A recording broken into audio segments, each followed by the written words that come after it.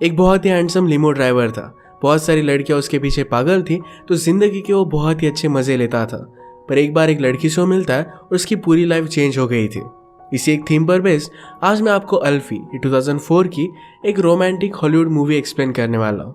अगर आपको वीडियो अच्छा लगता है तो प्लीज इसे लाइक और कमेंट जरूर कर दीजिएगा। बिना किसी देरी के एक्सप्लेनेशन स्टार्ट करते हैं। मूवी स्टार्ट होती है और अल्फी खुद की इंट्रोडक्शन देता है। वो कहता है कि लड़कियां हमेशा मेरे पीछे पागल होती है। वो दिखने में भी अच्छा था और उसके स्टाइलिंग का सेंस वगैरह ये भी चीज़ें उसे बहुत ही अच्छी आती थी। दिन में उसे कभी भी कोई भी लड़की मिल सकती है, तो इस वजह से वो हमेशा रेडी रहता है। वो घर से बाहर निकला और अपनी नेबर की लेडी से वो बात करने लगता है। उसके साथ भी उसने बहुत ही अच्छे से फ्लर्ट किया। जाते जाते कहने लग गया कि शायद रात में आपको मेरी आवाज़ें आ सकती है। मेरा अपार्टमेंट बहुत ही गंदा है, तो उसकी साफ सफाई मुझे करनी पड़ेगी। अल्फी ने नेबर लेडी की बहुत तारीफ की थी, तो कहती है कि मैं कर दूंगी। इसी तरीके से हमेशा वो औरतों को मैनिपुलेट करता है।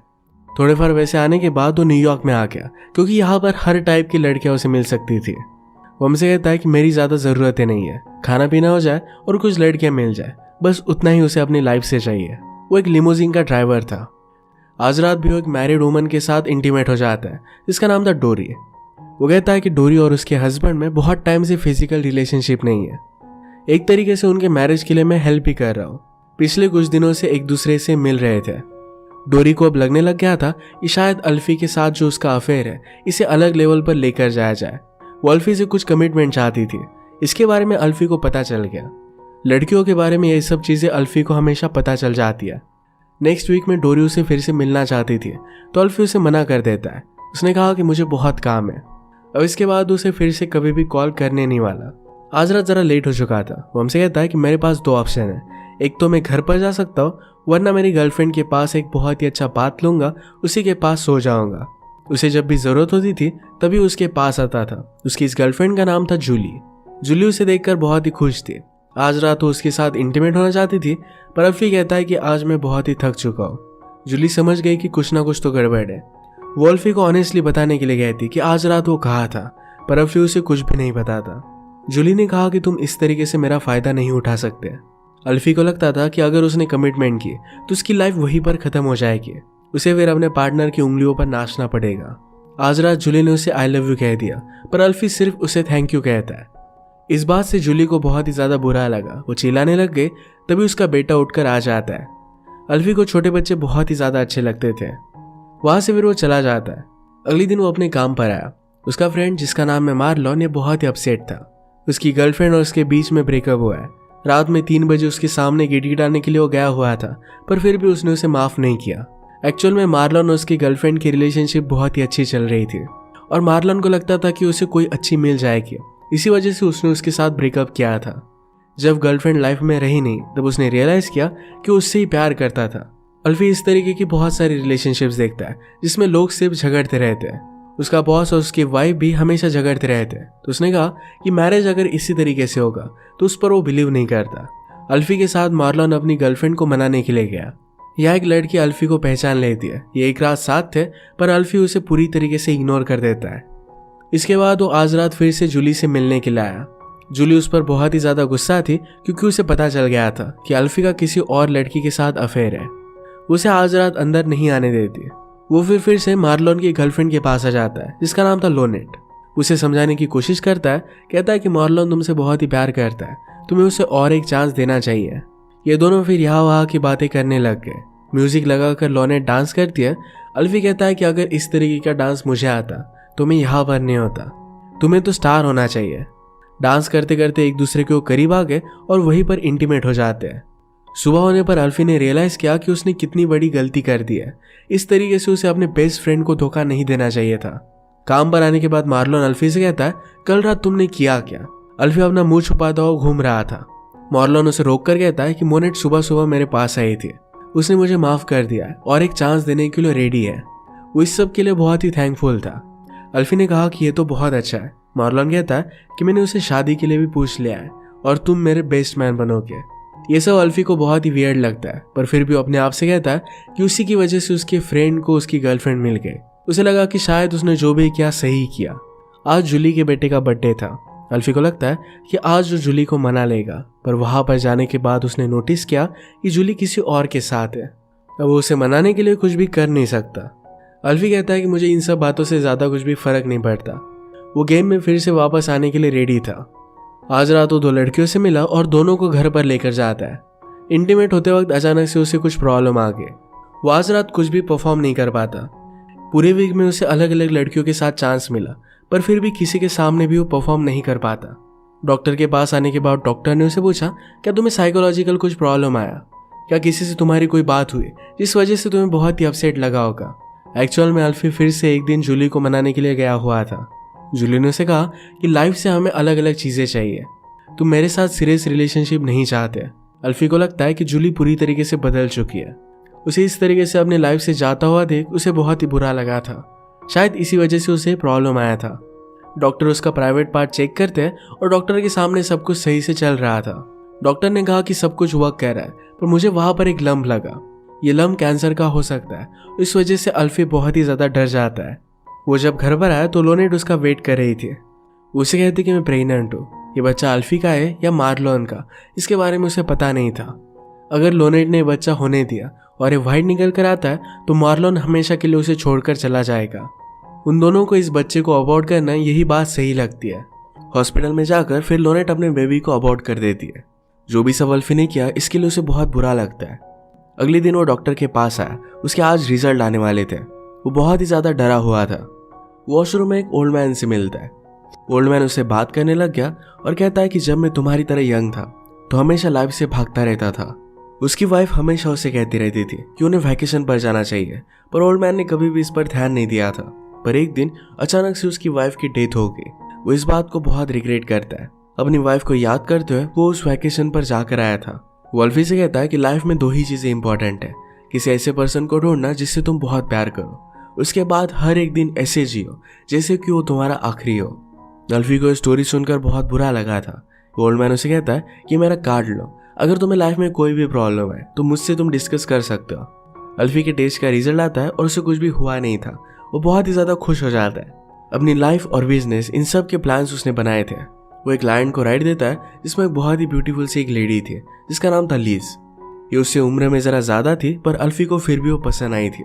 वो कार में उसके साथ फ्लर्ट करता है। एक जगह पर वो शॉपिंग करने के लिए गए।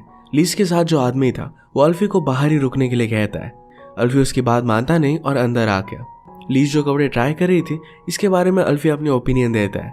अल्फी ने लीज से पूछा कि क्या ये आदमी तुम्हारा हस्बैंड है? लीज ने कहा कि ये किसी और का हस्बैंड है। उसके हमेशा अलग अलग बॉयफ्रेंड्स रहते हैं। उसने लीज को उसके होटल पर छोड़ दिया और जाते जाते अपना नंबर देकर जाता है। उसे लगता है कि इतनी हाई स्टैंडर्ड वाली लेडी अगर उसे भाव दे रही है तो उसे सेटल डाउन नहीं करना चाहिए। अभी भी लाइफ के बहुत सारे मजे ले सकता है। जो भी उसने डिसाइड किया था इन सारी चीज़ों के बारे में भूल गया। नेक्स्ट सीन में उसे मार्लोन का लेटर मिलता है। मार्लोन और लोनेट ये दोनों अलग सिटी में मूव हो गए थे। लोनेट का आइडिया था कि मार्लोन को अल्फी से लास्ट टाइम नहीं मिलना चाहिए। आज क्रिसमस था और अल्फी अकेला है तो उसे बहुत ही बुरा लगता है। इस वक्त रिलेशनशिप में होना है बहुत ही अच्छा होता है। रास्ते से गुजरते वक्त उसने एक लड़की को देखा जिसका नाम था निकी। उसे वो बहुत अच्छी लगी थी तो उन्हें वो राइड दे देता है। निकी एक फ्री स्पिरिट थी। उसे जो अच्छा लगता था वो हमेशा वो कर डालती थी। चीज़ों के बारे में सोचना उसे ज़्यादा अच्छा नहीं लगता था। अल्फी को उसकी सारी बातें बहुत अच्छी लगी। वो आज रात एक पार्टी में जा रही थी तो अल्फी को भी इनवाइट करती है। इन्होंने एक रात साथ में स्पेंड की।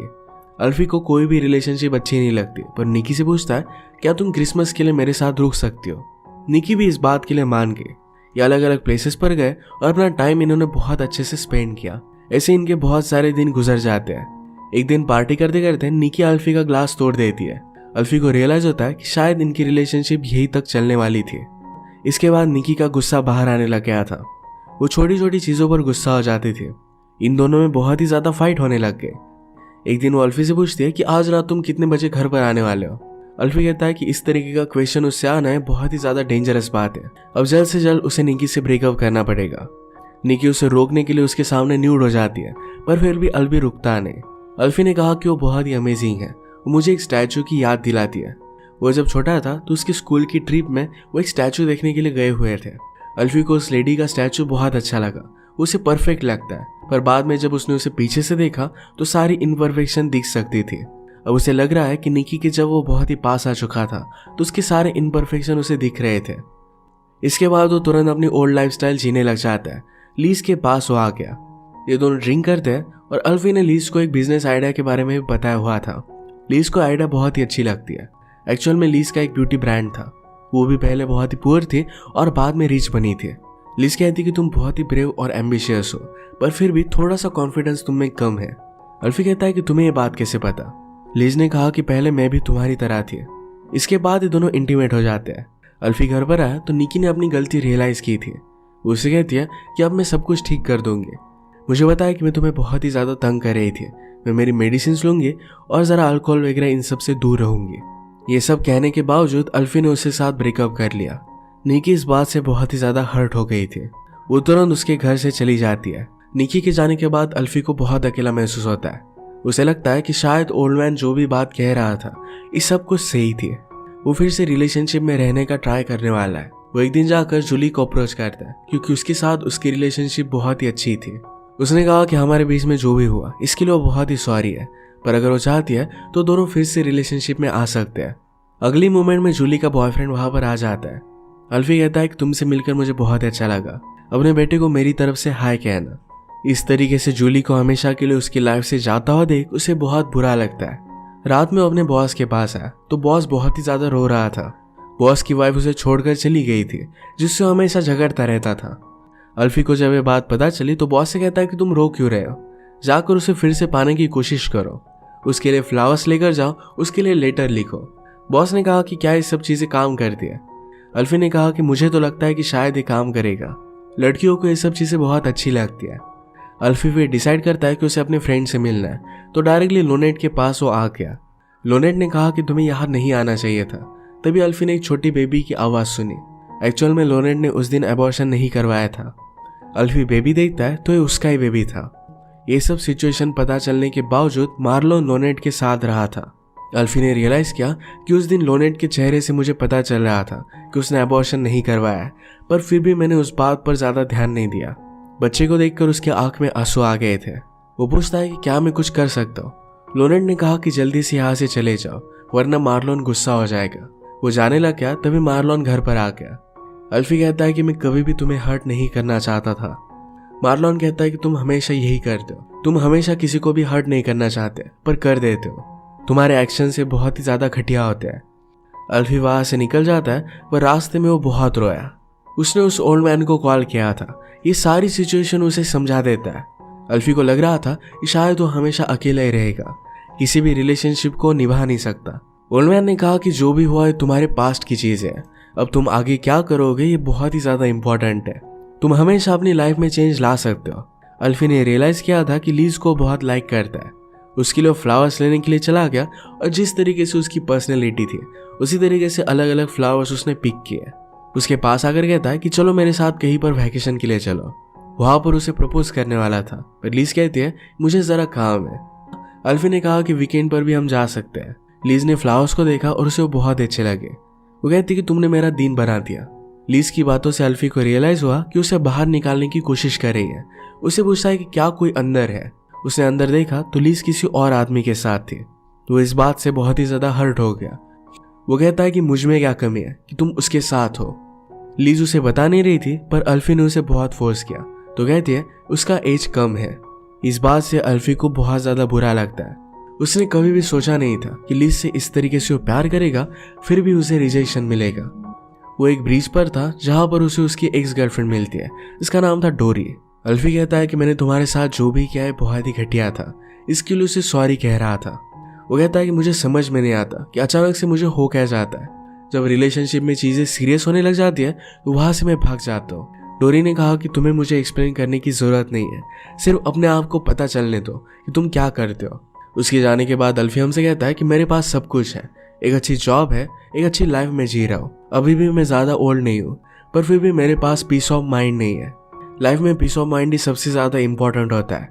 हमेशा अलग अलग चीजों के पीछे भागता रहता है और एक जगह पर सेटल नहीं होता। इसी वजह से सारे प्रॉब्लम्स उसे आए। अगर वो एक ही रिलेशनशिप में रहता तो कभी भी उसे ऐसा महसूस नहीं होता।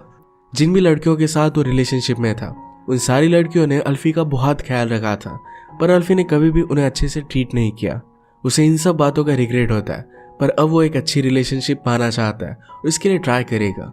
इसी एक मैसेज के साथ मूवी एंड हो जाती है। अगर आपको एक्सप्लेनेशन अच्छा लगा तो प्लीज इसे लाइक और कमेंट जरूर कर दीजिएगा। मैं बहुत सारे मूवीज लेकर आते रहता हूँ, तो प्लीज इस चैनल को सब्सक्राइब कर दीजिए और बेल नोटिफिकेशन आइकॉन दबाना मत भूलिएगा। हम फिर से मिलेंगे और एक नई मूवी के साथ। तब तक के लिए थैंक यू और आप अपने आप का ख्याल रखिए।